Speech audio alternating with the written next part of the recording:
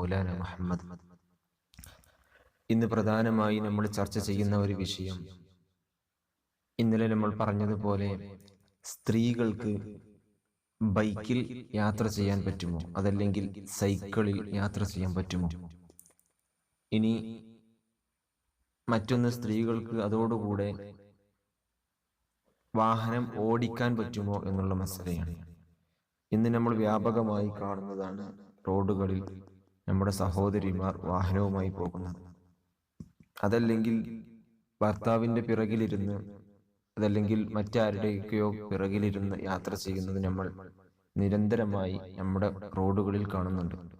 ഇതിന്റെ ഇസ്ലാമിക മസ്അല എന്താണ് എന്നാണ് ചോദിക്കപ്പെട്ടിട്ടുള്ളത്. പ്രധാനമായും അതിന്റെ മസ്അല റസൂലുള്ളാഹി സ്വല്ലല്ലാഹു അലൈഹി വസല്ലമ തങ്ങൾ അതിനെക്കുറിച്ച് വളരെ വിശദമായി ഹദീസുകളിലൂടെ പറഞ്ഞതായി നമുക്ക് കാണാൻ സാധിക്കും. മഹദിയായ ബീവി ആയിഷ റളിയല്ലാഹു അൻഹ ഉംറ നിർവഹിക്കാൻ വേണ്ടി പോകാൻ ആഗ്രഹം പ്രകടിപ്പിച്ചപ്പോൾ അള്ളാഹുവിന്റെ റസൂൽ സ്വല്ലല്ലാഹു അലൈഹി വസല്ലമ തങ്ങൾ ആയിഷ ബീവിയെ ഒറ്റയ്ക്ക് വിടുകയല്ല ചെയ്തത്. കൂടെ ആയിഷ ബീവിയുടെ സഹോദരനെയും പറഞ്ഞയച്ചു ഉംറക്ക്. അങ്ങനെ അവർ രണ്ടുപേരും കൂടി ഉംറ ചെയ്തു വരികയാണ് ഉണ്ടായത്. ഇവിടെ നിന്ന് നമുക്ക് ഒരുപാട് കാര്യങ്ങൾ മനസ്സിലാക്കാൻ സാധിക്കും. ഒരു സ്ത്രീക്ക് വാഹനത്തിന്റെ പിറകിലിരുന്ന് യാത്ര ചെയ്യുന്നതിന് ഒരു പ്രയാസവുമില്ല.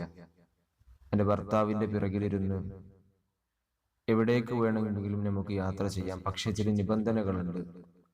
ഒന്നാമതായി, നമ്മൾ യാത്ര ചെയ്യുമ്പോൾ നമ്മുടെ ഔറത്തുകൾ കൃത്യമായി മറക്കാൻ നമ്മൾ ശ്രദ്ധിക്കണം. മറ്റൊന്ന്, എൻ്റെ പ്രിയപ്പെട്ട സഹോദരിമാർ ശ്രദ്ധിക്കേണ്ടത്, അന്യപുരുഷന്മാർ ആകർഷിക്കുന്ന രീതിയിലുള്ള, അന്യപുരുഷന്മാരെ വീണ്ടും ഒന്ന് നോക്കാൻ പ്രേരിപ്പിക്കുന്ന രീതിയിലുള്ള വസ്ത്രധാരണം നമ്മൾ ഒഴിവാക്കണം. അതുപോലെ നമ്മളുടെ ശരീരത്തിൽ ഒരുപാട് ആഭരണങ്ങളൊക്കെ ധരിച്ച് അതൊക്കെ അന്യർ കാണുന്ന രീതിയിലേക്ക് നമ്മൾ ഭർത്താവിന്റെ പിറകിലാണെങ്കിൽ പോലും യാത്ര ചെയ്യാൻ പാടില്ല എന്നുള്ളതാണ് ഇസ്ലാമിന്റെ മാനം. മറ്റൊന്ന്, നമുക്ക് വാഹനം ഓടിക്കാൻ പറ്റുമോ എന്നുള്ളതാണ്.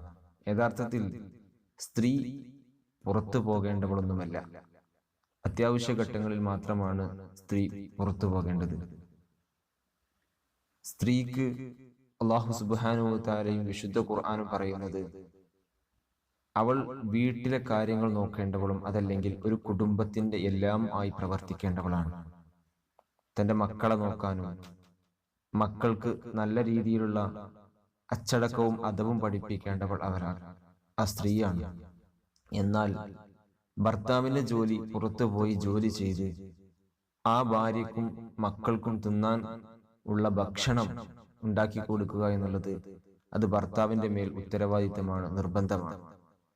അപ്പോ സ്ഥിരമായി നമ്മൾ പുറത്തു പോകേണ്ട ഒരാളല്ല സ്ത്രീ എന്നുള്ളത് കൊണ്ട് വാഹനങ്ങൾ ഓടിക്കണ്ട എന്ന് നമ്മൾ പറയുന്നില്ല. പക്ഷേ അത്യാവശ്യ ഘട്ടങ്ങളൊക്കെ വരുമ്പോൾ വാഹനങ്ങൾ ഓടിക്കുന്നതിന് സ്ത്രീക്കും പ്രയാസമില്ല. സ്ത്രീകൾക്ക് അത്യാവശ്യ ഘട്ടങ്ങൾ ഉണ്ടെങ്കിൽ വാഹനം ഓടിക്കാം, ഡ്രൈവിംഗ് പഠിക്കാം, അതിനൊന്നും ഒരു പ്രശ്നവുമില്ല.